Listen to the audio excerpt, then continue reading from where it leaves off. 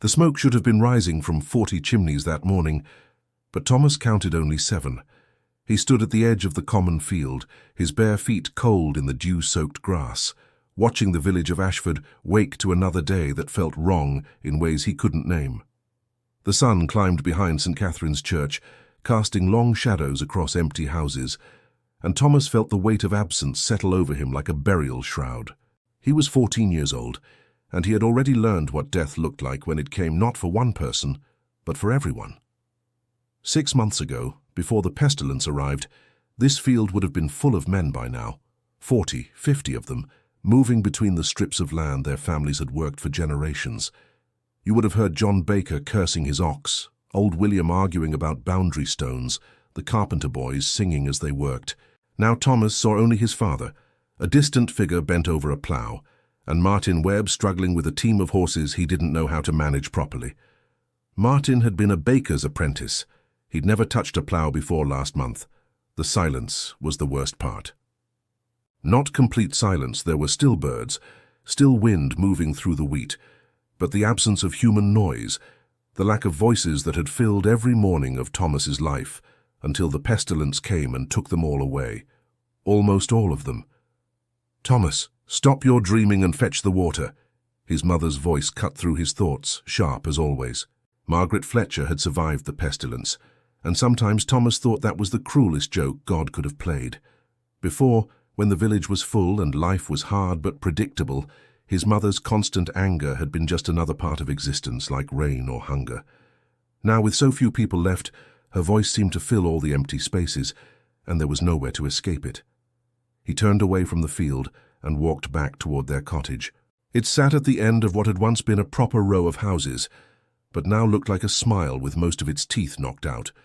The house to their left had been the miller's place. Thomas could see through the open door. Someone had taken the door itself for firewood, into the dark interior where he'd played with Robert Miller 1,000 times. Robert was gone now, buried in the churchyard in one of the mass graves they'd had to dig when the individual graves became too many. To the right had been the carter's cottage, then the tailor's, then the smith's, all empty now. The Carters had died in the first week, when people still thought the sickness might pass quickly. Thomas remembered hearing Ann Carter screaming in the night, and his father saying they should help, and his mother barring the door and saying they would not bring death into their own house by touching the sick. His mother had been right about that, at least. The families who tried to nurse the dying had mostly died themselves. The Fletchers had barred their door, spoken to no one, touched nothing from outside, and they had lived. All 4 of them, Thomas, his mother, his father, and his little sister Alice, had survived while the pestilence moved through Ashford like fire through dry wood. But survival didn't feel like winning. It felt like being left behind. Thomas reached the well, one of the few places where the remaining villagers still gathered. Emma Webb was there, pulling up water with her daughter Sarah. Emma had been married to John Webb, the wheelwright, until the pestilence took him. Now she was married to Martin Webb, John's younger brother, because a woman couldn't survive alone, and Martin needed someone to cook and keep house while he tried to learn farming. They'd married 3 weeks after John died, with Father Benedict muttering the words in a church that was mostly empty. There had been no celebration, no feast. They'd just gone back to Martin's house, which had been John's house, and continued surviving. "Good morning, Thomas," Emma said.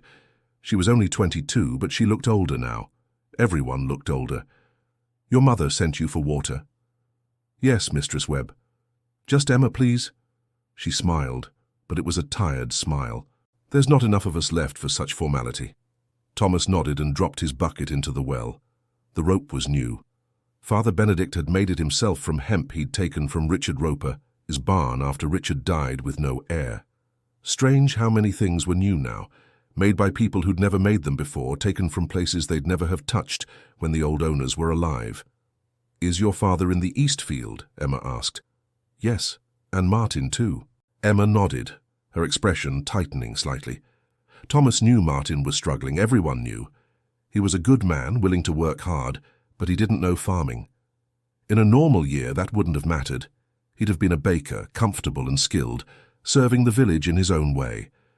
But there was no baker now. Richard Baker had died, and his widow had died, and their 3 children had died, and the bakehouse stood empty, because everyone who was left was scrambling just to get crops in the ground.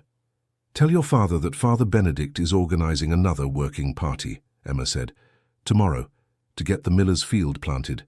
We can't let the land go to waste." Thomas nodded, though the idea made his stomach tight. Working parties had become common since the pestilence. Groups of survivors moving from field to field, trying to plant land that belonged to dead families, working houses that had no owners. It felt wrong somehow, like grave robbing, even though Father Benedict said it was necessary and God would forgive them for using what the dead had left behind.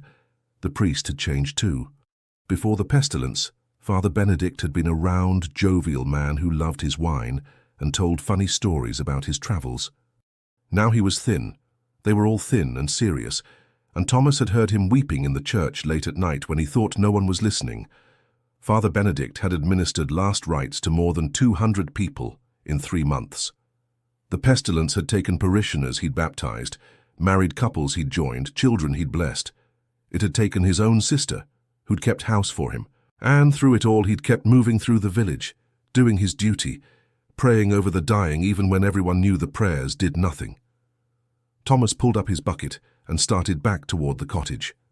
The water sloshed against his legs, cold and clean. At least the well was good.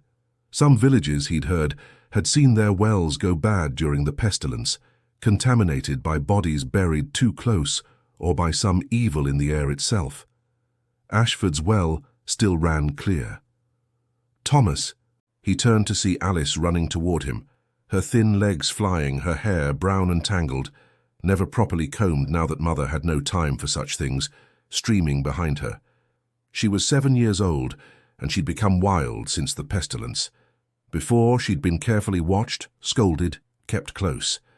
Now, with so much work to do and so few hands to do it, she ran free through the empty village like a small ghost. "Thomas, come see what I found. I'm bringing water. Just for a moment, please." She grabbed his free hand and pulled him toward the old manor house. Thomas felt a chill. The manor was a bad place now. It sat on its hill overlooking the village, bigger than any other building except the church, and it was completely empty. Sir Geoffrey had died in the first week. His wife had died. His children had died. His servants had died. The steward who'd run the estate had died. The bailiff who'd collected rents had died.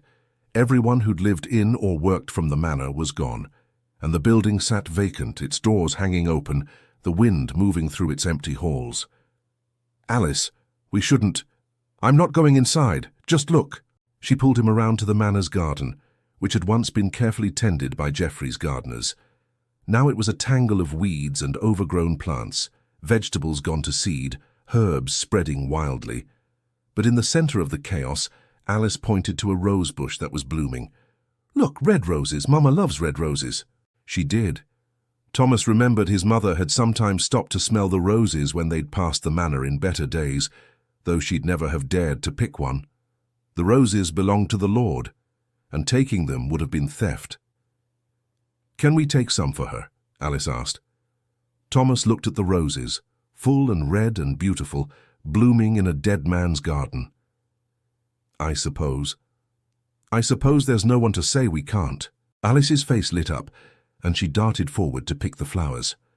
Thomas watched her, this little girl who didn't fully understand what had happened, who thought the absence of rules meant freedom rather than collapse. She'd been too young to help nurse the sick, too young to dig graves, too young to really comprehend the scale of death that had swept through their world.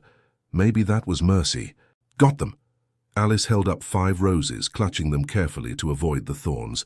"Mama will be so happy." Thomas doubted that. His mother was never happy anymore, but he didn't say so. He just took Alice's free hand and led her back toward their cottage, carrying water in one hand and holding his sister in the other, walking through a village that used to be full and now felt like a memory of itself. When they reached the cottage, Margaret Fletcher was outside, scrubbing clothes in a wooden basin. She looked up, saw the roses in Alice's hand, and her face went hard. "Where did you get those?" "The manor garden. Thomas said we could take them because—" "The manor garden." Margaret's voice was flat. "You were at the manor. Just the garden, Mama, not inside. Margaret turned her glare on Thomas. You let her go to that place? We didn't go inside, Thomas said. The roses were growing wild. That place is cursed. Margaret stood up, water dripping from her reddened hands. Everyone who lived there died. Everyone. And you take your sister there. You let her touch things from that place. The pestilence isn't in the roses, Mama, Thomas said, with more confidence than he felt. Father Benedict says the sickness has passed. It's been 2 months since anyone fell ill. Father Benedict. Margaret spat the name. Father Benedict, who told us God would protect the faithful? Who said we should trust in prayer? How many faithful died praying, Thomas? How many? There was no answer to that. Thomas had learned not to try to answer his mother's anger. You just waited for it to pass like a storm. Margaret snatched the roses from Alice's hand, making the little girl cry out in surprise. For a moment, Thomas thought his mother would throw them away, but instead she stood there holding them, staring at the red blooms with an expression Thomas couldn't read. Anger, grief, fear, all three, perhaps. Get inside, Margaret finally said, her voice quieter. Both of you. And don't go to the manor again. I don't care if everything else in this village dies, we stay away from that place. She turned back to her washing, still clutching the roses in one hand, and Thomas ushered Alice inside. The cottage was dim and cool, a single room with a dirt floor and a hearth at one end. There were 2 beds now taken from the miller's house after the millers died. Before, the family had shared 1 bed, but with the village half empty and so many possessions left behind, they'd become relatively wealthy in furniture, if nothing else. Alice flopped onto her bed, still sniffling.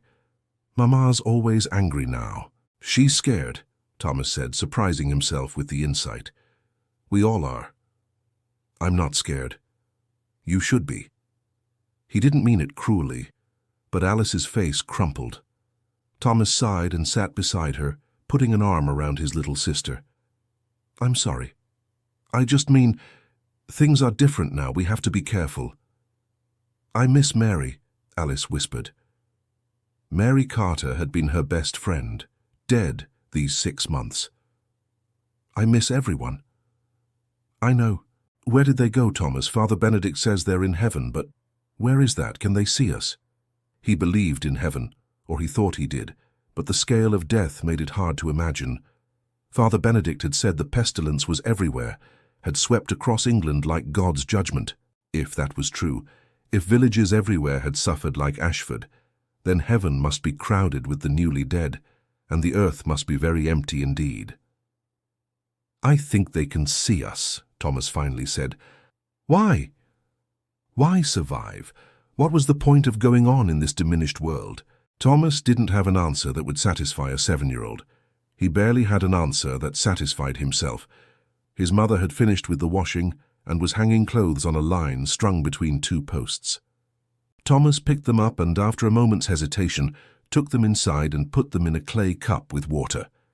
Thomas helped his father in the fields, struggling with a plough that was too heavy for him. His father, Henry Fletcher, worked in silence. He'd always been a quiet man, but since the pestilence he'd become nearly mute. Thomas sometimes wondered what was happening inside his father's mind, what thoughts were churning there, but Henry Fletcher's face revealed nothing. In the afternoon, Father Benedict did come to organize the working party. He moved through the remaining households, knocking on doors, calling out to people in the fields. Thomas counted them as they gathered, just 19 adults, all that was left of Ashford's working population. 19 where there had been more than 60 before. Some Thomas knew well, his father Henry, of course, Martin and Emma Webb, old William, who'd been ancient before the pestilence and seemed to be held together by pure stubbornness now.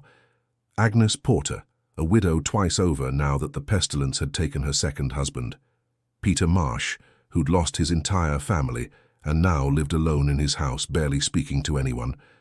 Others were less familiar, people who'd lived on the edges of village life before and now found themselves central simply by virtue of survival. Joan, who everyone whispered had been simple-minded, but now worked as hard as anyone. Tom Blackwood, who'd been a labourer for Sir Geoffrey and now worked his own small plot. Catherine Fletcher, a distant cousin of Thomas's father, who'd lost her husband and now lived with her 2 surviving children in a house too big for them. "Tomorrow," Father Benedict said, his voice carrying across the common, "we'll work the miller's 20 acres. It's good land, and we can't let it lie fallow. We'll work together, share the harvest when it comes." "Who gets the harvest?" Martin Webb called out. "The land belonged to Richard Miller." "Richard Miller is dead." Father Benedict's voice was gentle but firm. "His wife is dead. His sons are dead. There is no heir. The land reverts to no one. The Lord is dead. The Lord's heir is dead. There is no estate to claim it." A strange silence followed this. The impossibility of it hung in the air. Land always belonged to someone. It was held by the Lord, worked by tenants, passed from father to son. But what happened when the entire chain of ownership died, when there was no lord, no steward, no bailiff to collect rents and organize labor? "It belongs to all of us now," Father Benedict continued. "We'll work it together and share what it produces. The same with the other empty holdings. We have no choice. There aren't enough of us to work our individual plots and manage all this land too. We must cooperate or starve." No one argued. What was there to argue? The priest was right. They would cooperate or starve. Those were the only options. The meeting dispersed slowly, people drifting back to their work or their homes. Thomas walked with his father back toward their cottage, but Henry stopped at the churchyard. He often did this now, stopping to stare at the graves. There were so many graves. The churchyard had been expanded twice during the pestilence, pushing out into what had been pasture land, and even so the graves were crowded close together. Some had markers, wooden crosses with names carved roughly into the wood. Others were just mounds of earth, the dead buried so quickly there'd been no time for markers. Thomas's father stood at the edge of this field of death, looking at nothing and everything. "Papa?" Henry Fletcher didn't respond for a long moment. Then, quietly, "I keep thinking they'll come back. I know they won't. I know they're dead. But I keep thinking I'll see John Baker with his ox, or hear the carpenter boys singing.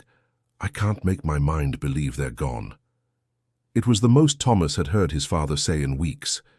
He didn't know what to say in response, so he just stood there, sharing the silence, staring at the graves. "We should go home," Henry finally said. "Your mother will worry." They walked back together, father and son, through the half-empty village as the sun sank toward the horizon. Smoke rose from 7 chimneys. In the distance, a dog barked, one of the few animals that had survived. Most of the livestock had died or been slaughtered when there was no one left to care for them. The lucky survivors had been divided among the remaining households, sudden wealth that felt like theft. Margaret had dinner ready when they arrived, pottage, as always, thickened with whatever vegetables they could spare. It was thin stuff, barely enough to fill their stomachs, but it was more than many villages had. Father Benedict said they should be grateful for what they had. Thomas tried to be grateful. He tried very hard. They ate in silence, the family of 4 seated around their table, another item taken from a dead family's home, eating off of wooden bowls, drinking water from clay cups. The roses Thomas had put in the cup sat on the windowsill, visible in the fading light. His mother looked at them once during the meal, and her expression softened slightly, though she said nothing. After dinner, Thomas went outside one last time before darkness fell. He liked this time of evening, when the day's work was done and the night hadn't fully arrived. He walked to the edge of the village, to the place where the fields met the forest, and looked back at Ashford. From here in the gathering darkness, you could almost imagine the village was unchanged.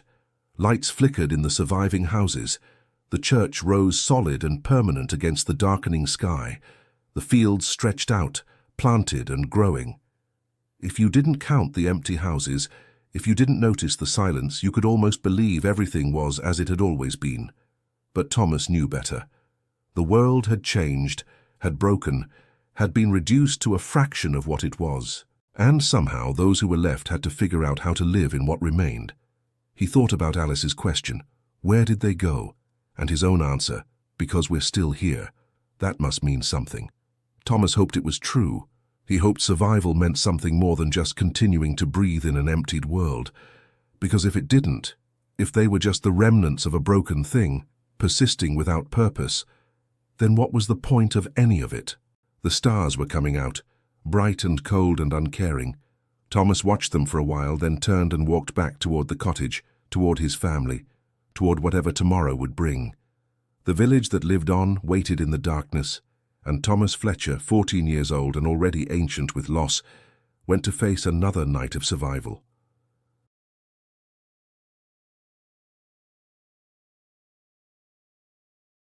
Morning came with rain, a cold autumn drizzle that turned the fields muddy and made the work 10 times harder.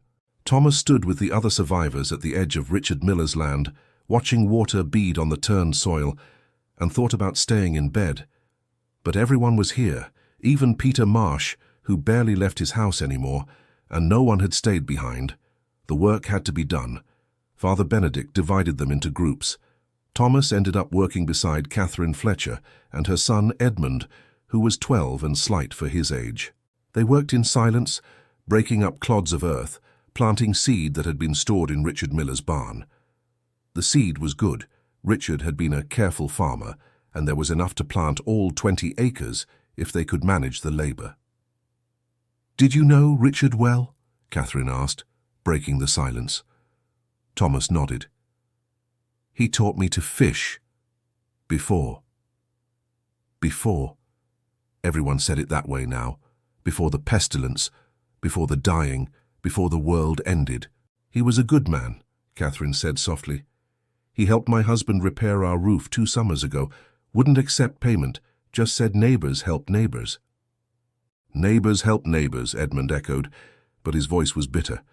"Except when the pestilence came, then it was every family for itself." "Edmund," Catherine said sharply, "it's true. The ones who tried to help died. The ones who barred their doors lived. That's what helping got us, a churchyard full of good Christians." Catherine's face tightened, but she didn't argue. How could she? Edmund was right. Neighborliness had died with the pestilence. The people who survived were the ones who'd been selfish, who'd refused to nurse the sick, who'd protected themselves and their families above all else. It was an uncomfortable truth that no one spoke aloud, but everyone knew. They worked through the morning, breaking only briefly to eat bread and cheese that Emma Webb had distributed. The rain continued, steady and cold, soaking through their clothes. By midday, Thomas was shivering, his hands numb, his back aching from the constant bending and planting. But the work went on. It had to go on. Old William collapsed around mid-afternoon. One moment he was working, the next he was on the ground, gasping for air. Everyone stopped, frozen in sudden terror. Was it the pestilence? Had it come back? People scrambled backward, away from William, away from potential death. "It's not the pestilence," Father Benedict said, kneeling beside William. "He's just exhausted. Too old for this work." "I'm fine," William gasped. "Just need a moment. You need to go home." Father Benedict helped the old man to his feet. "Martin helped me get him back to his house." Martin Webb stepped forward reluctantly. He didn't want to touch William either, didn't want to risk whatever illness might be lurking. But Father Benedict's gaze was firm, and Martin was a good man despite his fear. Together they half-carried William back toward the village. The rest of them stood in the muddy field, looking at each other. Thomas could see the fear in their faces, the same fear he felt in his own chest. What if William did have the pestilence? What if it wasn't truly gone, but had just been sleeping, waiting? They'd worked beside him all morning. They'd touched the same tools, breathed the same air. "Back to work," Catherine said firmly. "Standing here accomplishing nothing helps no one." She was right. They went back to work, but the ease was gone. Everyone was watching everyone else now, looking for signs of sickness. Thomas caught himself doing it, checking the color of Edmund's face, listening to Catherine's breathing for any sign of difficulty. The fear was always there, just beneath the surface, ready to surge up at any moment. They dispersed without the usual end-of-day talk, everyone hurrying back to their own homes, to their own families, away from each other and the risk they represented. Thomas's mother was waiting when they got home, and her first question was, "Did anyone fall sick?" "Old William collapsed," Thomas said, "but Father Benedict says it was just exhaustion." "Exhaustion." Margaret's voice dripped skepticism. "Mother, it's been 2 months since the last case. 2 months is nothing. The pestilence could be waiting. sleeping ready to return. We should never have joined that working party. We'd starve, Henry Fletcher said quietly but firmly. We can't survive alone, Margaret, none of us can. We needed each other before, and look what that got us. Enough. Henry's voice was still quiet, but there was steel in it now. We did what we had to do to survive. So did everyone else. And now we do what we must to continue surviving. Margaret's mouth pressed into a thin line, but she didn't argue further. But Thomas could see the tension in her shoulders, the fear that never really left her. They ate their meager dinner, and afterward Thomas went to check on the animals. They had 2 pigs now, taken from the carter's house, and 3 chickens that had once belonged to the tailors. The animals were housed in a lean-to attached to their cottage, a structure Thomas and his father had built from wood salvaged from abandoned houses. The pigs grunted at his approach, and the chickens clucked softly. Simple sounds, familiar sounds. Thomas found them comforting. He was feeding the pigs when he heard voices outside. Father Benedict was talking to someone in the road. Thomas peered out and saw the priest standing with Martin Webb. "Better now," Martin was saying. "Resting, but he's very weak." "I'll check on him tomorrow," Father Benedict said. "But I think he's just worked too hard. He's 70 years old, Martin. He shouldn't be doing this kind of labor. None of us should be doing things we're not trained for. I'm a baker, not a farmer. William was a weaver. Emma was a merchant's daughter. We're all trying to do jobs we don't know, and we're doing them badly. We're doing our best." "Our best isn't good enough." Martin's voice was frustrated, almost angry. "Father, half the crops will fail because we don't know what we're doing. The livestock are dying because we can't care for them properly. Houses are falling apart because there's no carpenter to repair them. Nicholas Carpenter's son survived. Young William, he's learning. He's 15, yes, he's learning, but he's not his father. None of us are our fathers. None of us are who we were supposed to be." There was a long silence. Then Father Benedict said gently, "We're who we need to be now. There's no other choice." "There's always a choice, Father. We could leave. Go to a town, a city, somewhere with more people, more resources. And leave the land? Leave the village?" "What village? There's barely anything left." "There's enough." Father Benedict's voice was firm. "There are 19 of us, Martin. 19 souls who survived. We have land, we have houses, we have a church, we have everything we need to continue, to rebuild, to live. Going to a city, cities were hit worse than villages. You'd find no salvation there, only more death and more chaos." "How do you know?" "Because I've heard. Travelers passing through. They tell stories of London, of Norwich, of places where half the population died or more. The cities are collapsed, Martin. Lawless. The villages, places like this, they're where survival is possible. But only if we stay. Only if we work together." Martin said nothing for a long moment. Then, "I hope you're right, Father." "So do I." Thomas heard them walk away, their voices fading. He finished feeding the pigs and went back inside. His family was preparing for bed, a process that was simple now that they had more space and more blankets, small comforts taken from the dead. Alice was already asleep in her bed, and his parents were settling into theirs. Thomas lay down in his own bed, once Robert Miller's bed, and stared at the ceiling. We're who we need to be now. Was that true? Thomas didn't feel like who he needed to be. He felt like a boy pretending to be a man, trying to do his father's work, trying to understand things that were too big for him. He'd seen too much death, had buried too many friends, had watched his world collapse and reform into something smaller and stranger. He was supposed to be learning to be a farmer, supposed to be thinking about marriage someday, supposed to be becoming part of the eternal cycle of village life. Instead, he was living in the aftermath of an apocalypse, trying to survive in a world that felt broken beyond repair. Sleep came slowly, and with it, dreams of empty houses and silent fields. 3 days later, old William died. It wasn't the pestilence. Father Benedict examined the body and declared it was simply age and exhaustion.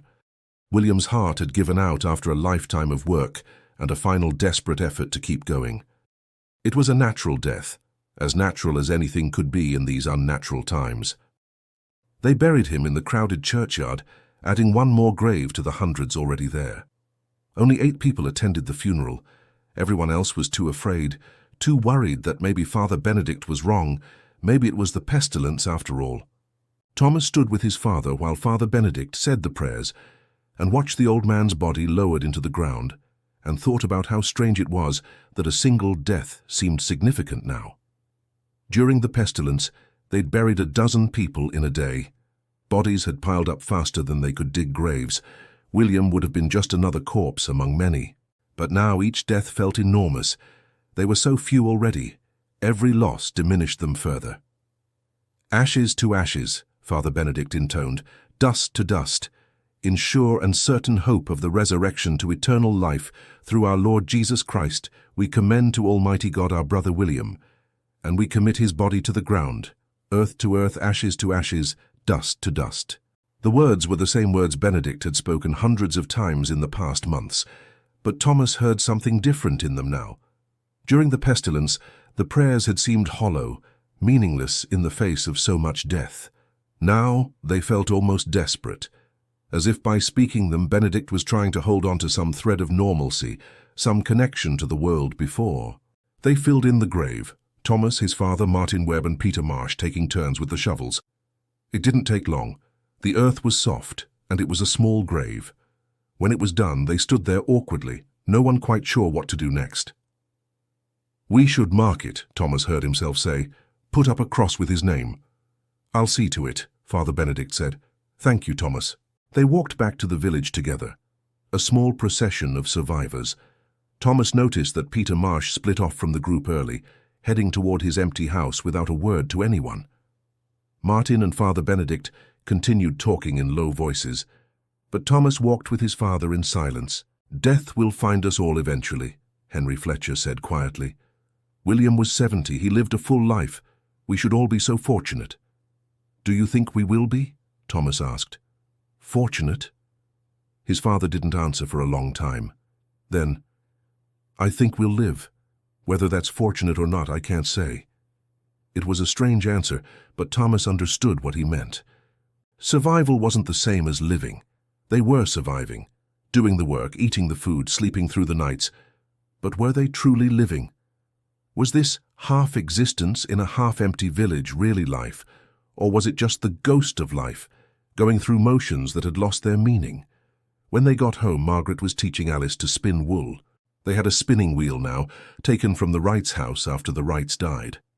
Margaret had never spun before. She'd always bought their thread, but she was learning, slowly and awkwardly. Alice watched, her small hands trying to copy her mother's movements. "Is it done?" Margaret asked without looking up. "It's done," Henry confirmed. "Good, one less thing to worry about." Her voice was flat, matter of fact. William's death was just one less thing to worry about. One less mouth to feed. One less old man who couldn't pull his weight in the fields. Thomas felt a flash of anger at her callousness, but then he saw her hands. They were shaking slightly as she worked the wool. His mother was afraid, always afraid, and her fear came out as anger and coldness. It was how she protected herself. Thomas went outside again. He couldn't stand being in the cottage, couldn't stand the silence and the fear and the pretense of normalcy. He walked through the village, past the empty houses, past the churchyard with its new grave, past the manor on its hill. He found himself at the edge of the forest, where the village ended and the wild began.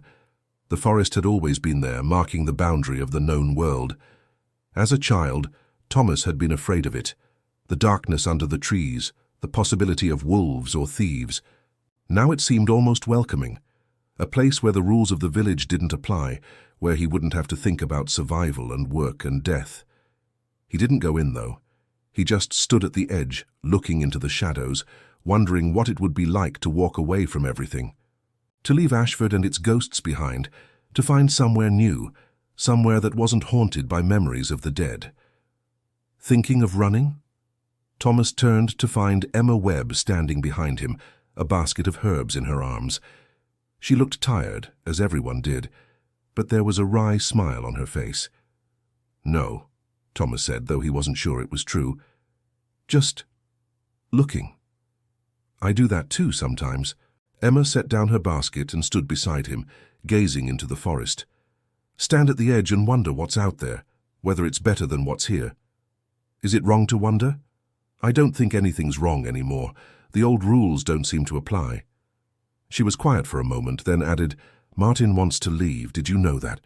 He talks about it at night when he thinks I'm asleep, going to a town, finding other work.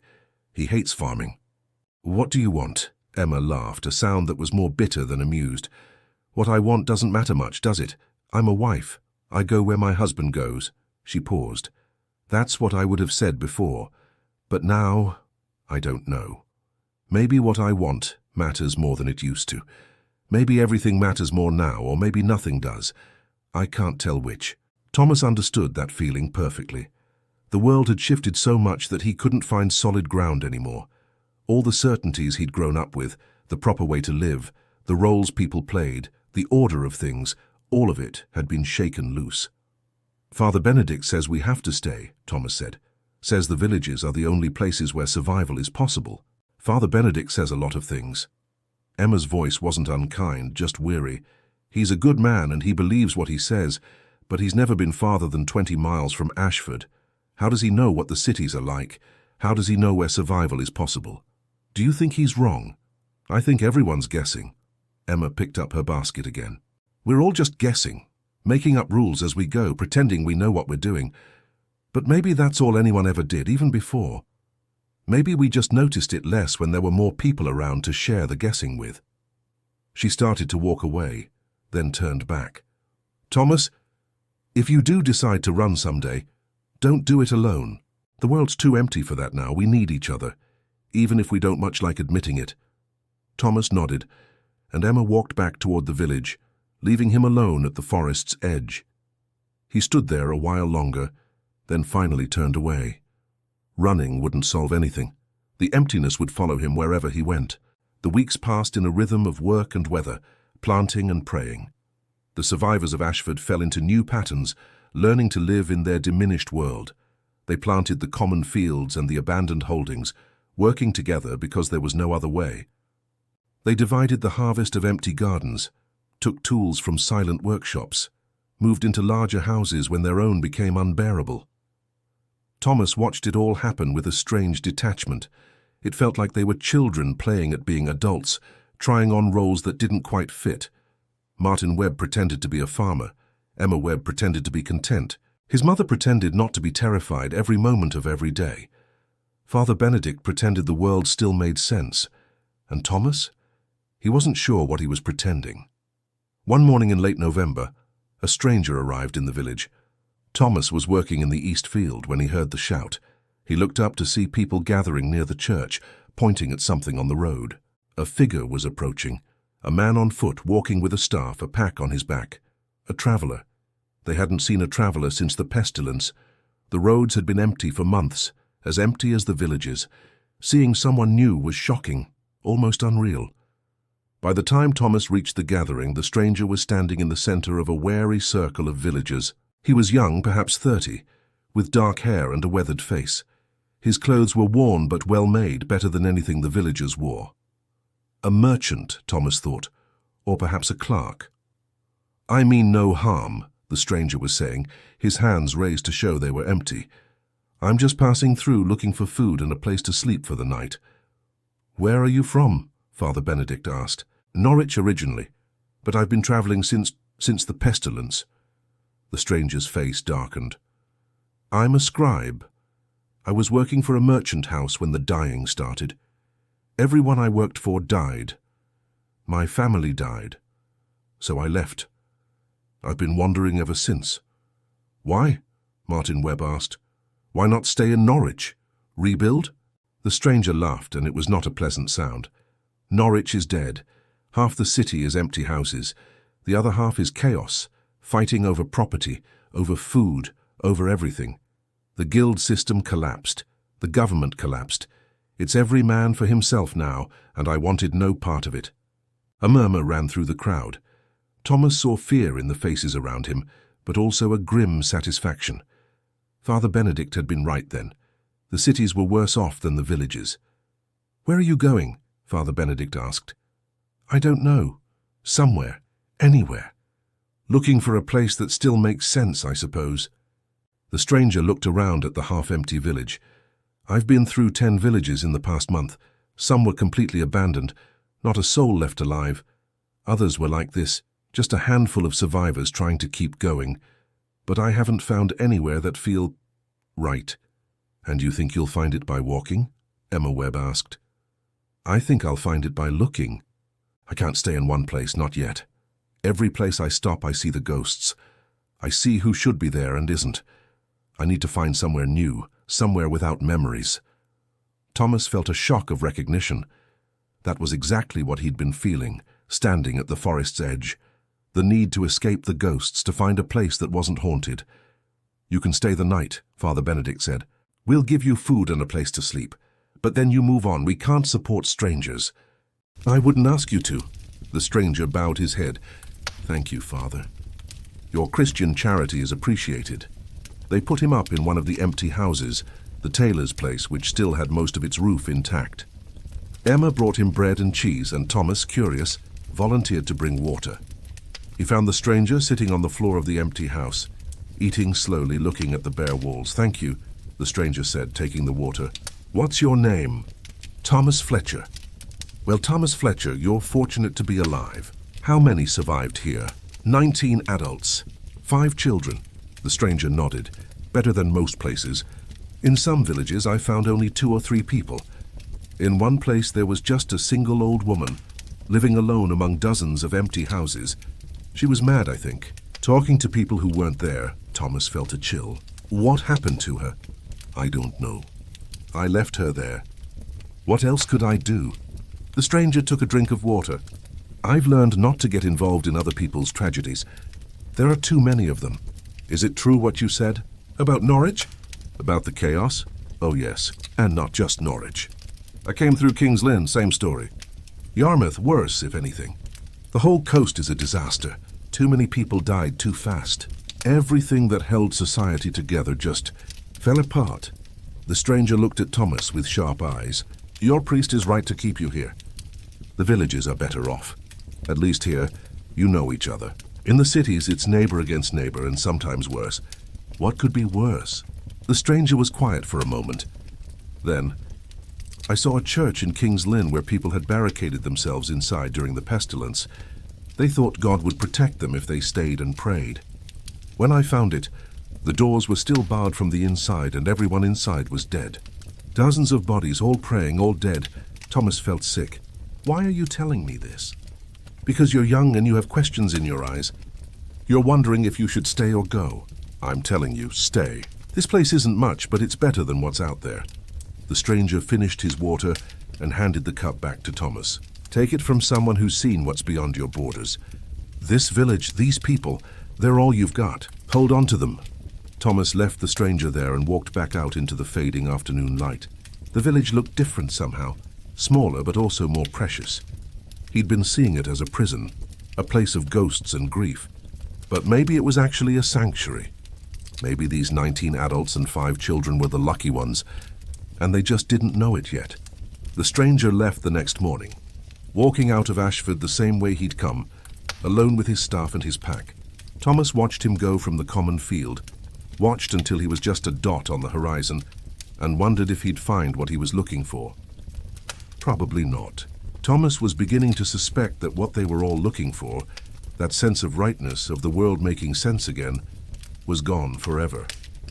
They would have to build something new, something different, and hope it was enough. Winter came early that year, arriving in a blast of cold that froze the ground hard and sent everyone scrambling to prepare. The harvest had been thin, too few hands to work all the land, too little knowledge of what they were doing, but there was enough. Barely enough if they were careful. Father Benedict organized the distribution of food, setting up a system where everyone contributed what they had and took what they needed. It was a strange, almost communal arrangement, nothing like the rigid hierarchies of before. There was no lord to take his share, no steward to collect taxes, no strict accounting of who owed what to whom. Just a village of survivors trying to make sure everyone had enough to eat through the winter. Thomas's family ended up with more than they'd had before the pestilence. They had their own harvest, plus a share of the common fields, plus portions from the abandoned holdings they'd helped work. It should have felt like prosperity, but instead it just felt wrong. They were eating food that should have fed the Millers, the Carters, the Wrights, all the dead families whose land they now worked. "We should be grateful," Margaret said one evening, looking at their stores. "We have more than we've ever had." "We have what dead people left behind," Alice said quietly. She was 8 now, growing up fast in this strange new world. "It's like we're living their lives instead of our own." Margaret's face hardened. "We're living the lives God gave us. The lives we were spared for. Why were we spared?" Alice asked. "Why us and not them?" It was the question everyone asked. The question no one could answer. Why did some live and others die? Was it God's will, as Father Benedict insisted? Or was it just chance, just the random cruelty of disease? And if it was God's will, what did that say about God? Thomas saw his father flinch at the question, saw his mother's face go tight with anger or fear or both, but neither of them answered. No one had an answer. That was the hardest thing about the pestilence. It had killed without reason, without pattern. Good people died, bad people lived, children died, ancient grandmothers survived. There was no sense to it, no lesson to learn, no way to avoid it. It had just swept through like a storm, taking who it would. "We should pray," Margaret finally said. "Thank God for our survival and pray for the souls of the departed." They prayed. They prayed a lot that winter, huddled in their cottage as the snow piled up outside. Thomas prayed because it was expected, because it was what you did, because maybe, just maybe, someone was listening. But the prayers felt hollow, echoing in empty space. If God had listened to prayers, wouldn't he have stopped the pestilence? Wouldn't he have saved the faithful, the innocent, the children? The winter was hard, not as hard as it could have been. They had food, they had shelter, they had fuel for fires thanks to all the abandoned buildings they could salvage from, but hard in other ways. The darkness seemed deeper when there were so few lights to push it back. The silence was heavier when there were so few voices to fill it. And the cold seemed to seep into everything, not just the physical cold of winter, but a deeper cold, a sense that the world itself had grown colder and darker and more hostile. Peter Marsh died in January. Thomas's father found him in his house, frozen. He'd let his fire go out and apparently didn't have the will to relight it. Just sat there in the cold until he died. He wanted to die, Martin Webb said at the burial. That's what it was. He wanted to join his family. No one argued with him. Peter had been a shell of a man since the pestilence took his wife and 4 children. He'd worked when forced to, eaten when given food, but there was no life in him. His death, when it came, seemed almost merciful. 18 adults now. 18 adults and 5 children, holding on through the winter. In February, Agnes Porter announced she was pregnant. It was shocking news, scandalous even. She'd only been widowed 7 months and no one was sure who the father was. But Father Benedict blessed the pregnancy and said new life was God's gift, and no one argued too loudly. They needed children. They needed future. A baby was hope, however it had been conceived. In March, the snow finally melted, and they emerged from their houses like creatures coming out of hibernation. The village looked worse in the daylight. More buildings had partially collapsed over the winter, roofs caving in under the weight of snow, walls buckling without maintenance. The manor house had lost its entire west wing. The old mill on the stream had burned down. Lightning, someone said, though no one had been there to fight the fire. But they were alive. 18 adults, 5 children, and 1 baby on the way. They'd survived another winter. "We'll start planting next week," Father Benedict announced at the first church service after the thaw. "Everyone capable of work will be expected to help. We'll plant the common fields first, then the former holdings. We need a good harvest this year. We can't afford another thin season." Thomas listened and nodded along with everyone else. This was the rhythm now. Plant, harvest, survive, repeat. Was this all life would be from now on? Just the basic mechanics of survival, with no room for anything more? But then in April something changed. Catherine Fletcher's son Edmund came running into the village one morning shouting. Thomas was in the field with his father when they heard it, and they hurried back to find Edmund standing in the road, out of breath, pointing toward the south. "People," he gasped. "A whole group of people. Coming up the road!" Everyone rushed to see. And there in the distance was a sight Thomas had almost forgotten was possible. A crowd. 20, maybe 30 people walking together, pulling carts, driving a few animals. A community on the move. As they drew closer, Thomas could see they were villagers like themselves. Worn clothes, tired faces, but organized and purposeful. They had children with them, and elderly people riding in the carts. This wasn't a group of refugees. It was something else.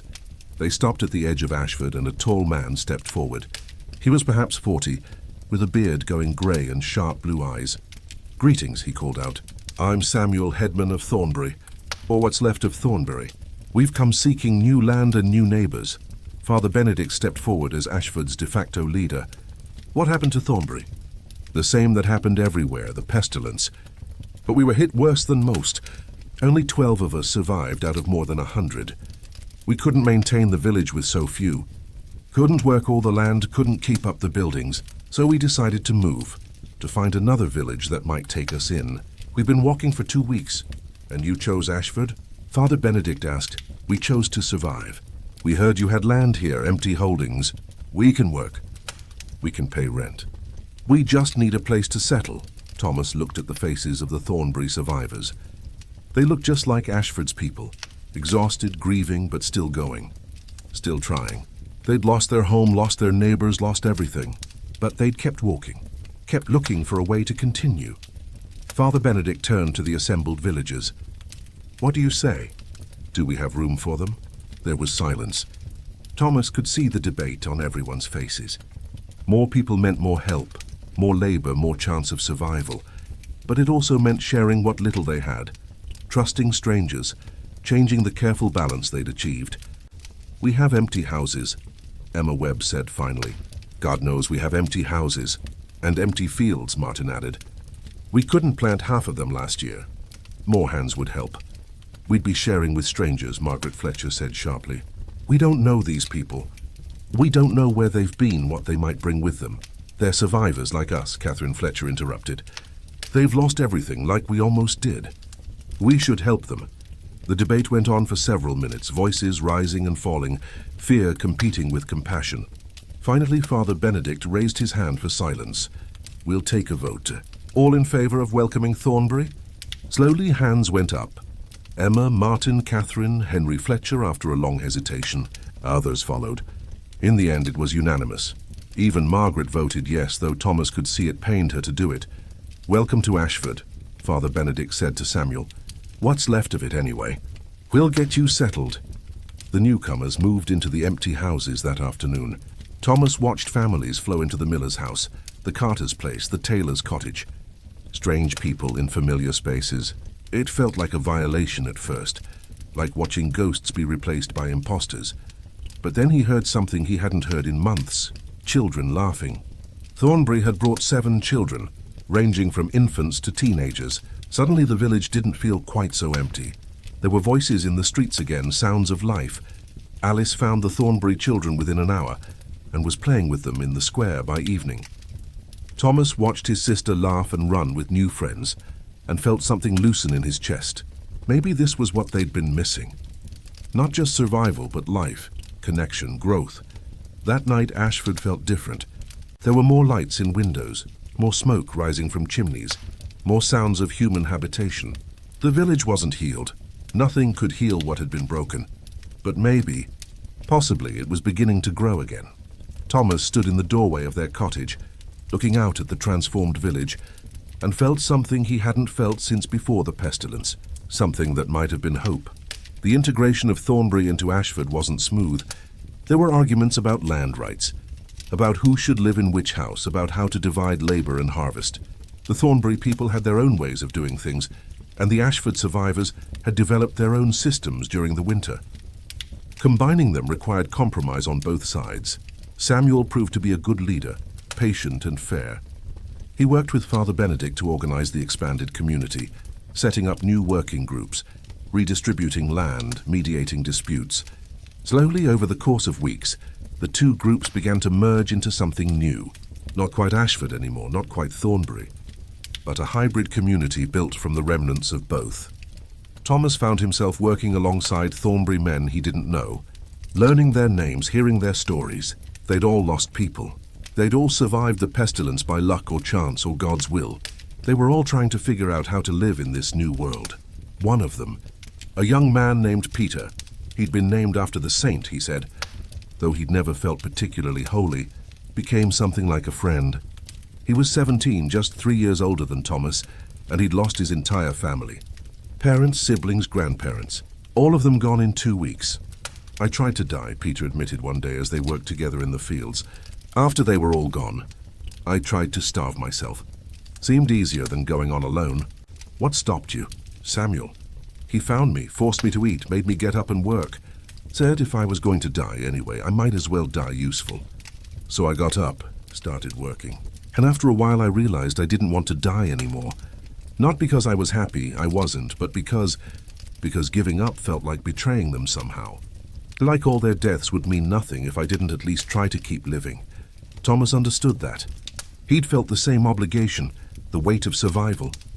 He was alive when so many weren't, and that had to mean something. Had to count for something. Do you think it gets better? Thomas asked. The grief? Peter was quiet for a long time. No, he finally said.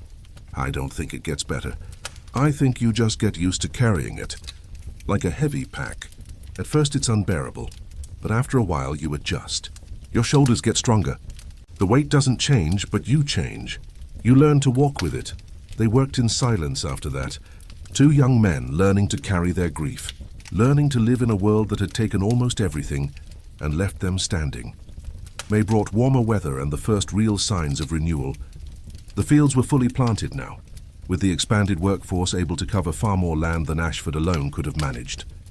The village was still half empty, but it no longer felt dead. There was movement, sound, life. Agnes Porter gave birth to a daughter in mid-May. The entire village celebrated. A new baby, the first born since the pestilence.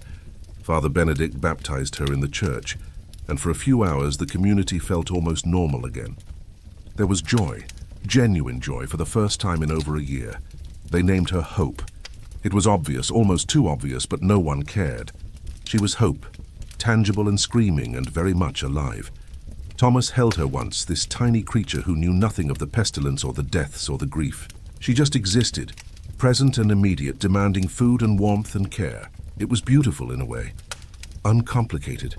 She'll never know the world before, Emma Webb said, standing beside Thomas as he held the baby. She'll grow up thinking this is normal. A village half empty. Fields worked communally. People from different places all mixed together. Maybe that's better, Thomas said. Not carrying the memory of what was lost. Maybe. Or maybe she'll be missing something she never knew she should have had. Emma smiled sadly. Either way, she's here. That's what matters. The baby squirmed in Thomas's arms and he carefully handed her back to Agnes. Hope. They'd named her Hope, and maybe that's what she was. Not hope that things would go back to the way they were. That was impossible. But hope that something new could be built. That life could continue, changed but not ended. June brought more changes. 2 families arrived from a village to the west, their own community too depleted to continue. Then a lone woman from the east, a widow with 2 children. And then, surprisingly, a small group of people from Norwich itself. City dwellers who decided the urban chaos was too much and were seeking refuge in the countryside. By midsummer, the village had nearly 40 adults and 15 children. Not as many as before the pestilence, not even close, but enough to feel like a real community again. Enough to sustain itself. With the population growth came new problems and new opportunities. They needed more organization, more structure. Samuel and Father Benedict worked together to establish a council, representatives from the different groups who'd merged together, making decisions collectively. It was strange having a council instead of a Lord Steward, but it worked. Mostly there were still disputes. Margaret Fletcher and one of the Norwich women got into a heated argument over a pig that had wandered between properties. Martin Webb and a Thornbury farmer nearly came to blows over boundary stones in the fields. The Norwich people's children got into fights with the local children, competing for status in the new hierarchy, but they worked through it. They had to. There was no alternative. Thomas turned 15 that summer, and Father Benedict suggested he consider becoming a clerk. "You're literate," the priest pointed out. more literate than most. You could keep records, write letters if needed. We'll need clerks as we rebuild. Thomas wasn't sure what he wanted to be. Before the pestilence, his life had been mapped out. He'd be a farmer like his father, work the land his family had always worked, marry a local girl, raise children who'd do the same. But that path had been obliterated. The land his family worked was now mixed with a dozen other plots. The local girls he might have married were mostly dead. The certainties of before were gone. "I'll think about it," he told Father Benedict. "Don't think too long," the priest said gently. "The world is changing fast. Those who adapt will thrive. Those who cling to the old ways will struggle." It was true. Everything was changing. The old structures, lords and vassals, strict hierarchies, unchanging traditions, they were breaking down. In their place, something new was emerging. Something more fluid, more cooperative, born of necessity but potentially transformative. Thomas saw it in small ways. Women working in the fields alongside men, because there weren't enough men to do all the work. Former city dwellers learning to farm, because there was no other choice. People from different villages living together, sharing resources, forming new bonds. The rigid social order of before was dissolving, replaced by a more practical arrangement based on survival and mutual support. It frightened some people. His mother hated it, railed against the breakdown of proper order. But others, younger people mostly, or those who'd never fit well into the old structures, seemed to welcome the change. There was freedom in the chaos, possibility in the collapse. Harvest time came in late August, and it was a revelation. The crop was good, not abundant but solid. More importantly, there were enough hands to bring it in properly, to store it safely, to prepare for winter. For the first time since the pestilence, the community could look ahead to winter without raw fear. They celebrated with a feast, the first real feast since before the dying. Everyone contributed what they could. Bread, cheese, vegetables, even some of the precious preserved meat. They gathered in the square as evening fell, lighting fires, sharing food, telling stories. Thomas sat with Peter and some of the other young people, listening to Samuel tell tales of Thornbury before the pestilence. Others shared their own memories, painting pictures of places and people that no longer existed. It was sad, inevitably sad, but there was also something healing about it. Remembering together, honoring the dead, acknowledging what had been lost. "My father used to say that people are like trees," Catherine Fletcher said, her voice carrying across the gathering. "When a forest fire comes through and burns everything, it looks like total destruction. But under the ground, the roots are still alive. And after the fire, new growth begins, different from what was there before, but still growing. Still alive. Are we the new growth?" Someone asked. "I think we must be." Catherine smiled. "What else could we be?" Later, as the feast wound down and people began drifting toward their homes, Thomas found himself walking with Alice. His sister was taller now, less childish, growing into herself in this strange new world. "Do you still miss them?" Alice asked quietly. "Mary and Robert and all the others?" "Every day," Thomas admitted. "Me too. But it hurts less now. Does that make me bad?" "No." Thomas put his arm around her shoulders. "It makes you human. We can't hurt that deeply forever. We'd break." "Maybe we did break," Alice said thoughtfully. "Maybe we're all broken now and we're just learning to live broken." Thomas had no answer to that. Maybe she was right. Maybe they were all broken pieces, trying to fit together into something new, something that could function even if it wasn't whole. They walked home together, through the village that was no longer quite the Ashford they'd known, but wasn't quite something else yet either.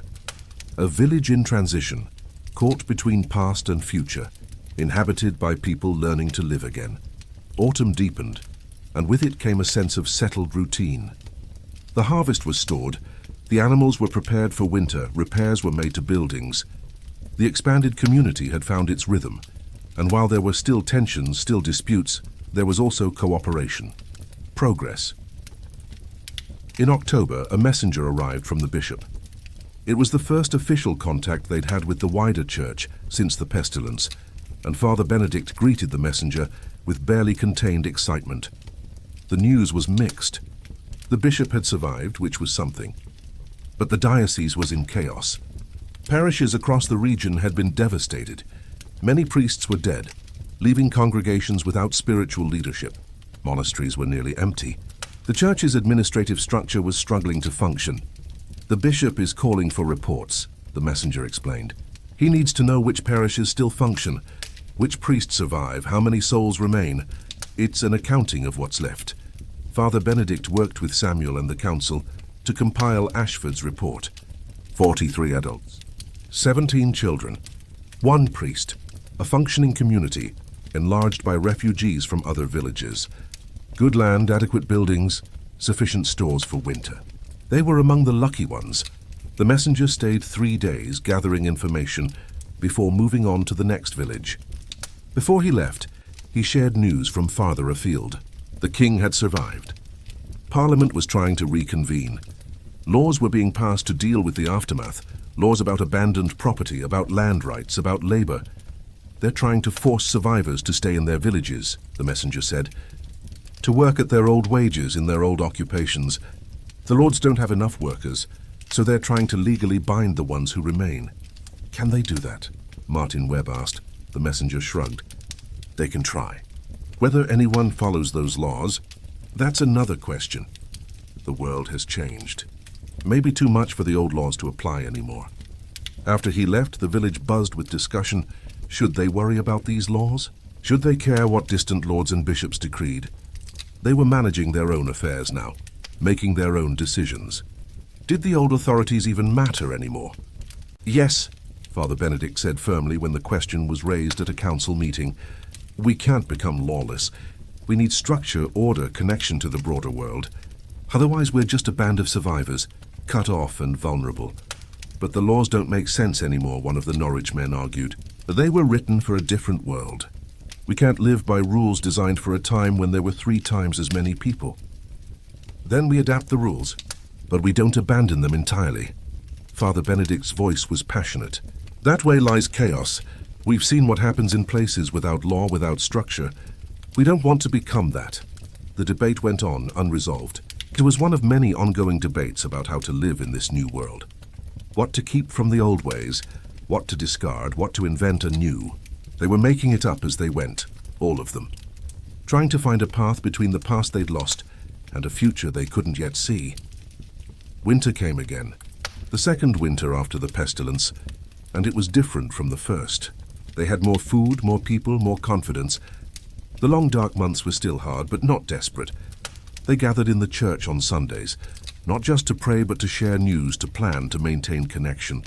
Father Benedict had started teaching some of the children to read. Using the church's few books, Samuel organized work parties to maintain the buildings, to chop wood, to keep the community functioning. Thomas spent much of that winter working with Father Benedict, learning the basics of keeping records. He practiced his letters, worked on his numbers, copied passages from the Bible to improve his hand. It was strange work, very different from farming, but he found he enjoyed it. There was satisfaction in creating order, in putting words on parchment, in preserving information. You're good at this, Father Benedict said one cold January afternoon. You have a steady hand and a careful mind. You could be a proper clerk, Thomas. Maybe even more if you wanted. The church needs educated men. You think I should become a priest? Thomas asked, surprised. I think you should consider it. The world needs people who can read and write, who can maintain records, who can connect communities. With so many clerics dead, there are opportunities. The old barriers are breaking down. Thomas thought about it, tried to imagine himself as Father Thomas someday, serving a parish, saying Mass, hearing confessions. It seemed impossible, but then again everything seemed impossible now. The world had become a place where the unthinkable happened regularly. I'll consider it, he said finally. In February, Agnes Porter's baby, Hope, nearly 9 months old now, took her first steps. The entire village celebrated as if it were a holy day. This child, born after the pestilence, was walking, growing, living. She represented something vital, some proof that life continued, that the future existed. She'll grow up knowing nothing of the old world, Emma Webb said, watching Hope toddle across the floor of Agnes's cottage. This village, these people, this will be normal to her. Is that good or bad? Thomas asked. Emma considered. Both, maybe. She won't carry our grief, our memories of who we lost. But she also won't know what we lost. The world before, with all its problems, it worked. People knew their places, their roles. Life had structure, meaning. Hope will grow up in a world that's still figuring out what it is. Maybe that's freedom, Thomas suggested. Or maybe it's burden. Emma smiled sadly. Time will tell, I suppose. She'll make her own world, her generation. We're just trying to keep things going until they can take over. March brought the thaw and with it more changes. 3 more families arrived. These from a village that had been completely abandoned. The survivors had tried to maintain it for a year, but with only 4 families left, it had proven impossible. They'd made the hard decision to leave their ancestral home and seek refuge elsewhere. Ashford absorbed them, as it had absorbed the others. The village was truly becoming something new now, a hybrid community built from the fragments of half a dozen destroyed places. People brought their own traditions, their own ways of doing things, and slowly these merged into new customs, new practices. Sarah, who'd been 10 when the pestilence came and was 12 now, started keeping a record of marriages, births, and deaths. It was Father Benedict's idea. They needed to maintain proper records, but Sarah took to it with enthusiasm. She interviewed the newcomers, writing down their stories, recording who they'd been and where they'd come from. It was informal history, collected by a child, but it was history nonetheless. A record that people had existed, that their villages had existed, that the world before had been real. Thomas helped her sometimes, teaching her better ways to organize the information, showing her how to write clearly. They became a team of sorts, the aspiring clerk and the young historian, trying to preserve memory in a world that seemed determined to forget. Why does it matter? Alice asked one day, watching them work. They're all dead. Why do we need to remember who they were? Because they were, Sarah said simply. They existed. They lived and loved and worked and died. If we don't remember them, it's like they never were at all. Thomas thought about that later, thought about all the people who'd died, not just in Ashford, but everywhere. Hundreds of thousands, maybe millions, across England and beyond. How many of them would be forgotten entirely? How many lives would vanish as if they'd never been, remembered by no one, recorded nowhere? He understood then what Father Benedict had been trying to teach him. Records mattered. Writing mattered, not just for practical purposes, but for preserving human dignity. Every person's life deserved to be acknowledged, remembered, counted. It was a small thing, perhaps, in the face of so much death, but it was something. Spring came fully in April, and with it, an energy that felt almost like optimism. The fields were planted with a practiced efficiency now, the expanded community working together smoothly. New houses were being built, actual construction, not just repair, as the population slowly grew. Children played in the streets, couples married, life continued. Thomas turned 16 that spring, and Father Benedict formally proposed that he begin training as a clerk, not for Ashford alone, but for the region. The bishop was trying to rebuild the diocesan administration, and educated young men were desperately needed. You'd travel, Father Benedict explained, between villages and towns, keeping records, carrying messages, helping parishes maintain their connections.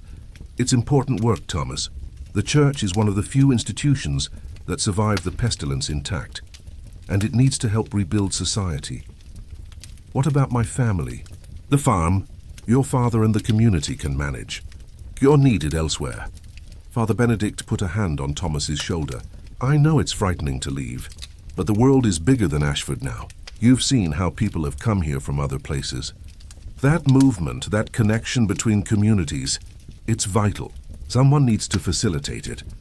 Thomas looked around the village, this place that was no longer quite his home, but wasn't quite anywhere else either. He thought about staying, about becoming a farmer like his father, about living out his life in this one place. It would be safe, familiar, limited, or he could leave, could see what else was out there, could be part of rebuilding something larger than one village. I'll do it, he said. His mother wept when he told her. Not sad tears exactly, but complicated ones. Pride mixed with fear, mixed with loss. She'd already lost so much. Now her son was choosing to leave. You'll come back, she asked. Of course. This is still home. It'll always be home. But even as he said it, Thomas wondered if it was true. Home was different now. Everything was different. Maybe the lesson of the pestilence was that nothing stayed the same, that holding on too tightly to what was only brought pain. Maybe you had to let go, had to move forward, had to accept change as the only constant. He spent his last few weeks in Ashford preparing. Father Benedict taught him more about record keeping, about church administration, about how to deal with different kinds of people. Samuel taught him about travel, about staying safe on the roads, about reading the signs of dangerous situations. His father taught him practical skills, how to maintain his possessions, how to find shelter, how to make himself useful wherever he went. And at night, he walked through the village, memorizing it. The church with its slightly crooked spire, the well where he'd drawn water 1,000 times, the common fields stretching green and gold in the evening light. The houses, some occupied and some still empty, markers of both loss and renewal. This was the village that had lived on. Not unchanged, not unscathed, but alive. Against all odds, against death itself, it had survived. And now it was growing again, changing again, becoming something new. Thomas Fletcher, 16 years old and educated beyond his station, was going to help that process continue. Not just in Ashford, but everywhere. It felt like too much responsibility for someone so young. But maybe that was the lesson too. Everyone had been forced to take on too much responsibility, to grow up too fast, to do things they weren't ready for. They'd done it anyway because the alternative was collapse. He left on a Monday morning in May, walking the same road the stranger had walked 2 years before, walking away from everything he'd known. Father Benedict had arranged for him to travel to the bishop's seat, where he'd receive formal training. After that, he'd be sent wherever he was needed. The whole village came to see him off. His family, of course, his mother still teary, his father stoic, Alice trying to be brave, but also the others, Martin and Emma Webb, Catherine Fletcher and her children, Samuel and the Thornbury people, the refugees from Norwich, Agnes with baby Hope, Sarah with her book of records. "Remember us," Sarah said, pressing a folded paper into his hand. "When you're out there, remember where you came from." Thomas looked at the paper later, when he'd walked far enough that the village was out of sight. It was a list of names. Everyone who'd lived in Ashford before the pestilence. 237 people, carefully written in Sarah's neat hand. A reminder of what had been lost, but also what had been preserved. The memory, the acknowledgement, the record. He folded it carefully and put it in his pack, then continued walking. The road stretched ahead, leading to places he'd never been, to work he'd never imagined doing.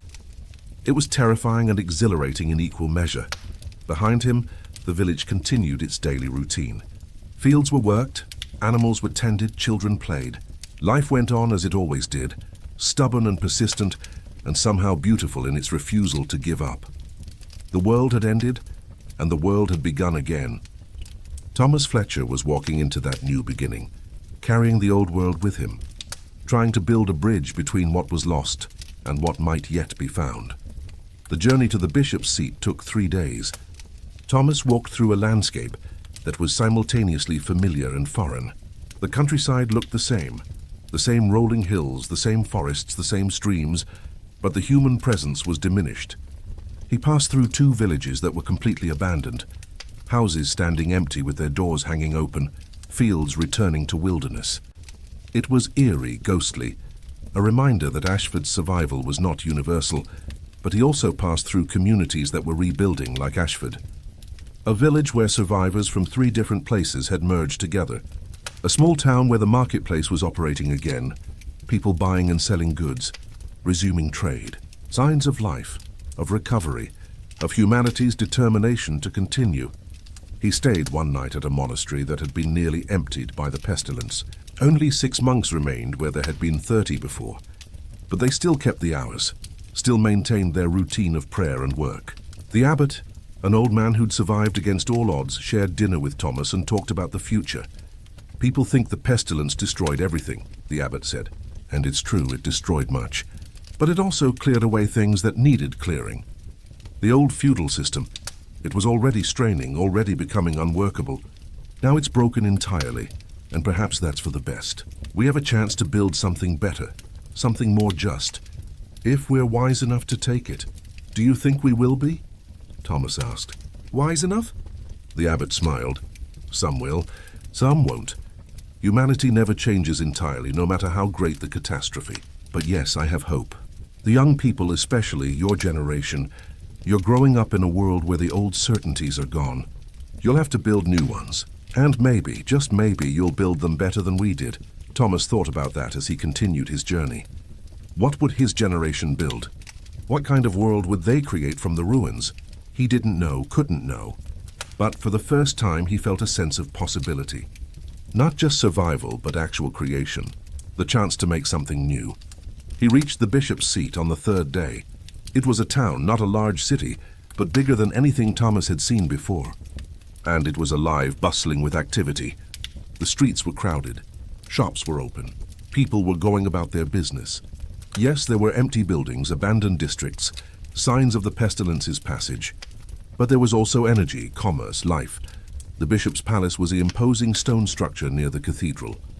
Thomas presented himself to the clerk at the door, showing the letter Father Benedict had given him. He was ushered inside, through corridors lined with tapestries and paintings, into a study where the bishop himself sat reading. Bishop William was younger than Thomas had expected, perhaps 50, with sharp eyes and an air of intense focus. He looked up when Thomas entered and gestured to a chair. Thomas Fletcher of Ashford. Father Benedict speaks highly of you, says you're literate, intelligent and reliable. All rare qualities these days. I hope to serve well, Your Grace. I'm sure you will. The bishop set aside his book. Let me be direct, Thomas. The church is in crisis. We lost more than half our clergy to the pestilence. Parishes across the diocese have no priests. Records have been lost or destroyed. Communication between communities has broken down. So I'm trying to rebuild the administrative structure, but I need help. That's where you come in. What would you have me do? First, training. You'll spend 3 months here, learning proper record-keeping, church law, administrative procedures. You'll work with my senior clerks, learn from them. Then you'll be assigned to travel throughout the diocese. You'll visit parishes, assess their situations, help them rebuild their records. You'll carry messages between communities, help resolve disputes, maintain connections. You'll be my eyes and ears, Thomas. My representative in the field, it sounded overwhelming. Thomas was just a boy from a small village. How could he represent a bishop? How could he resolve disputes or maintain connections?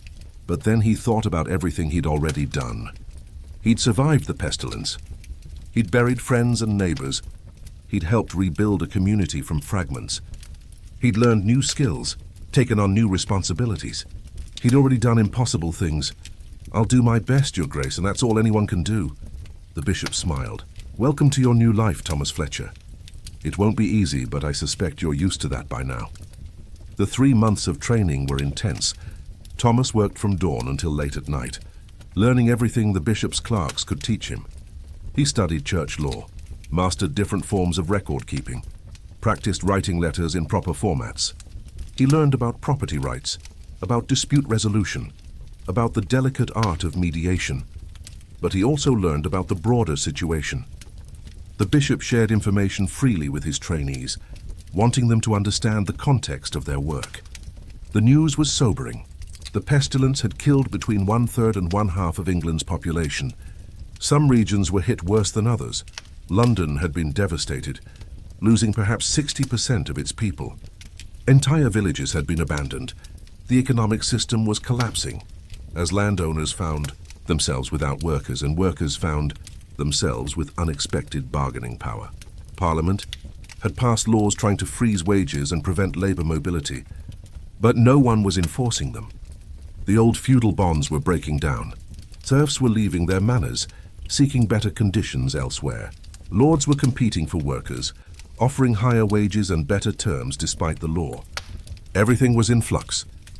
It's chaos, one of the senior clerks said, but it's also opportunity. The old system was unjust, kept people in places they didn't choose, doing work they didn't want. Now for the first time, common people have choices, power. It's frightening to the nobility, but for everyone else it's liberation. Won't the nobles fight back? Thomas asked. They're trying, but they can't fight economic reality. There aren't enough workers. They need labor more than labor needs them. The balance of power has shifted.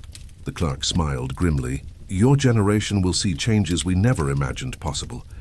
The world your children grow up in will be unrecognizable compared to the one we knew. Thomas worked hard, absorbing everything. He made friends among the other trainees, young men like himself, drawn from various parishes, all trying to help rebuild the church's administrative structure. They studied together, ate together, shared their stories of survival and loss. One of them, a boy named Robert from a village east of the diocese, had lost everyone. Parents, siblings, grandparents, aunts, uncles, cousins. He was the last survivor of his entire extended family. "Sometimes I wonder why," Robert said one night as they sat up late studying. "Why me? Why did I survive when everyone else died? What makes me special?" "Nothing," Thomas said and saw Robert flinch. "I don't mean that cruelly. I mean, there's no reason, no grand plan. You survived by chance, by luck, by being in the right place at the right time. It doesn't mean anything except that you're here and they're not. That's bleak, maybe, but it's also freeing. You don't have to justify your survival. You don't have to find some great purpose. You just have to live. Make whatever meaning you can from being alive." Robert was quiet for a long time. "Is that what you do?" "Make meaning, I try. By working, by learning, by helping rebuild. Maybe it's not enough. Maybe nothing would be enough. But it's something." They returned to their studies. Two young men trying to make sense of survival, trying to find purpose in the aftermath of catastrophe. After 3 months, Thomas was assigned his first circuit. He would travel to 12 parishes over 6 weeks, assessing their conditions, helping with records, facilitating communication. He was given a horse, a luxury that marked his new status, and supplies for the journey. The night before he left, the bishop called him in for a final conversation. "You're young for this work," Bishop William said, "but these are times that require youth. The old men, those of us who remember the world before, we're trapped by those memories. We keep trying to restore what was, even when it's clearly impossible. You young people, you see more clearly. You understand that we're building something new, not restoring something old." "I'm not sure I understand anything, Your Grace." The bishop laughed. "Good. Certainty is dangerous now. Stay uncertain, stay flexible, stay open to possibility. That's how we'll navigate these changes." "Do you think things will get better?" Thomas asked. "Truly better? I think things will be different. Better for some, worse for others. The certainties that people depended on are gone. Security is gone, but in exchange there's opportunity, freedom, the chance to become something other than what your birth determined. Is that better? For most people, yes, but it's terrifying too. Humans like certainty, even when it's unjust." Thomas considered that. He thought about Ashford, about the community that had formed from fragments, about the loss and the grief, but also the unexpected freedoms. His own education, for instance, which never would have happened in the old world. About Agnes Porter's baby, who would grow up in a world vastly different from the one her mother had known. "Thank you, Your Grace," he said finally, "for this opportunity, for believing I could do this. Thank Father Benedict. He saw potential in you. I'm just taking advantage of it." The bishop stood. "Go with God, Thomas Fletcher. Do good work. Remember that every person you meet, every parish you serve, they're all trying to survive, trying to rebuild, trying to make sense of what happened. Treat them with compassion, even when they're difficult, especially when they're difficult." Thomas rode out the next morning, beginning his circuit. He was 17 now, educated, employed by the church, traveling on official business. In the old world, it would have been impossible. A farmer's son didn't become a church official. But the old world was gone, and in its place was something stranger and more fluid, where a boy from Ashford could represent a bishop. The first parish on his circuit was a small village similar to Ashford. The priest was elderly and overwhelmed, trying to minister to survivors from 3 different communities who'd merged together. Thomas spent a week there, helping organize records, mediating disputes between the different groups, establishing systems for collective decision-making. It was exhausting work, but satisfying. He could see the impact he was making, could see the community stabilizing under the structure he helped create. The second parish was more difficult, a town where the local lord had survived and was trying to enforce the old rules, despite having lost most of his labor force. The workers were on the verge of revolt, refusing to work for the low wages the Lord insisted on paying. Thomas found himself mediating between the Lord and the workers, trying to broker a compromise. "The law says they must work for the old wages," the Lord insisted. "I have the right." "The law also said many things that are no longer enforceable," Thomas replied carefully. "My lord, I understand your position, but the reality is that your workers have options now. Other lords are paying more. If you don't offer fair terms, they'll simply leave. You'll have no one to work your land at all. It's extortion. It's economics. Supply and demand. There are fewer workers and more land. That changes the equation. The Lord eventually agreed to raise wages slightly, though he was furious about it. The workers accepted, though they wanted more. Neither side was happy, but both could live with the compromise. That, Thomas was learning, was often the best outcome possible. Not satisfaction, but tolerance. Enough to keep things functioning. Parish after parish, week after week, Thomas traveled and worked and learned. He saw communities in various stages of recovery. He met survivors with stories similar to his own, each one a testament to endurance and adaptation. He witnessed disputes and celebrations, grief and hope, failure and success. And slowly he began to understand what the bishop had meant about building something new. They weren't restoring the old world. They were creating a different one, piece by piece, decision by decision. It wasn't planned or coordinated or even conscious most of the time. It was just people trying to survive, making practical choices, adapting to new realities. But collectively, those individual decisions were reshaping society. In one village, women were working as blacksmiths because all the male smiths had died. In another, former serfs were buying land from impoverished lords who needed cash more than they needed feudal obligations. In a third, a council of villagers was governing themselves with no lord at all, the manor house standing empty on its hill. The old hierarchies were dissolving. New arrangements were emerging. It was messy and chaotic and uncertain, but it was also vital and dynamic and alive. Thomas documented it all. He kept careful records of what he saw, how communities were organizing themselves, what worked and what didn't. He shared information between parishes, helping them learn from each other. He carried messages and facilitated connections, helping rebuild the networks that held society together. It was during his third circuit, nearly a year after leaving Ashford, that Thomas returned home for a visit. He almost didn't recognize the place. The village had continued to grow. There were perhaps 70 people now, drawn from half a dozen different places. New buildings had been constructed. The fields were fully cultivated. Children were everywhere, playing in the streets, evidence of renewed life. His family greeted him with joy. His mother wept to see him, marveling at how he'd changed. His father gripped his shoulder with pride. Alice, now 10, was fascinated by his stories of travel and wanted to hear about everywhere he'd been. But the biggest change was personal. Emma Webb pulled him aside the second day of his visit and told him news that made his head spin. "I'm leaving Martin," she said quietly. "We've agreed to separate. He's a good man. But we were never truly married by choice. We came together out of necessity, and we're better as friends than as husband and wife. Is that allowed?" Thomas asked, shocked. Emma laughed. "Who knows? The old rules said no, but the old rules also said I should marry my dead husband's brother, that I should have no say in my own life. Things are different now, Thomas. People are making different choices. Father Benedict isn't happy about it, but he's not forbidding it either. The world is too chaotic for rigid enforcement of rules that don't fit anymore." She was right. Thomas had seen it across the diocese. Marriages dissolving, new partnerships forming, people rearranging their lives in ways that would have been scandalous before. The church was struggling to keep up, to adapt its teachings to the new realities. "What will you do?" Thomas asked. "Stay here, keep working. Maybe remarry someday, maybe not, but on my own terms this time, by my own choice." Emma smiled.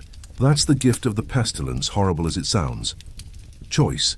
For people like me who never had it before, it's precious." Thomas understood. The pestilence had taken so much, had destroyed so much, but it had also broken chains, opened possibilities, created space for people to become something other than what they'd been born to be. The cost had been unimaginably high, but for those who survived, there were unexpected freedoms in the ruins. He spent a week in Ashford reconnecting with his community, seeing how it had evolved. Samuel was now formally recognized as the headman, working with Father Benedict to govern the expanded village. A school had been established, with Sarah teaching reading to the children. Catherine Fletcher had married again, this time to one of the Norwich men. Peter Marsh's house was occupied by a new family from the south. It was the same place and completely different. The ghosts were still there. Thomas felt them in every familiar corner. every building where someone he'd known had lived. But life was there too, growing stronger, pushing forward, refusing to be defined by what had been lost. On his last night, Thomas walked to the churchyard. The graves were still there, hundreds of them, marked and unmarked. The dead of Ashford and a dozen other places, all sleeping in this ground. He stood there as the sun set, thinking about all those lives, all that loss. But he also thought about what had grown from that loss. The community that had formed. The changes that had occurred. The possibilities that had opened. It didn't justify the deaths, nothing could do that. But it meant something, that life had continued, that people had adapted, that creation had emerged from destruction. "I survived," Thomas said quietly, speaking to the graves, to the dead, to himself. "We survived, and we're trying to make something good from what you left behind. I hope that means something. I hope it's enough." There was no answer, of course. Just the wind and the darkness and the silent graves. But Thomas felt somehow lighter as he walked away, back toward the village with its lights and sounds and life. The world had ended. The world had begun again, and Thomas Fletcher, son of Ashford, clerk of the diocese, survivor and builder and witness, was part of that new beginning. It was more than he'd ever imagined for himself, more than should have been possible for a farmer's son. But these were times when impossible things happened. When the world could end and begin in the space of a few months. When young men could become clerks, and women could choose their own paths, and communities could form from fragments. The village that lived on. The world that lived on. All of it imperfect. All of it marked by loss. All of it haunted by memory. But alive. Stubbornly, persistently, beautifully alive. And that, Thomas thought as he rejoined his family for his last dinner in Ashford, would have to be enough.